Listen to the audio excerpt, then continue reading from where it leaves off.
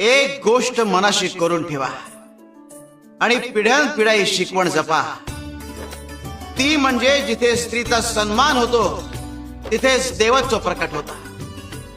स्त्री ही सृष्टीची आधारशिला आहे, ती सहनशीलता, प्रेम आणि त्यागाचं मूर्तिमंत रूप आहे। जी संस्कृती स्त्रीला दुर्बळ समजते ती स्वतःच दुर्बळ विचाराने ग्रासलेली असते। स्त्री ही शक्ती आहे, तिचं रक्षण कराल तर समाज उन्नत होतो आणि तिचा अपमान कराल तर समाज आपसुकच विनाशाच्या दिशेने जातो हे लक्षात ठेवा। जगाच्या उद्धारासाठी शक्ती आणि करुणेचा संगम आवश्यक आहे आणि तो स्त्रीमध्येच असतो।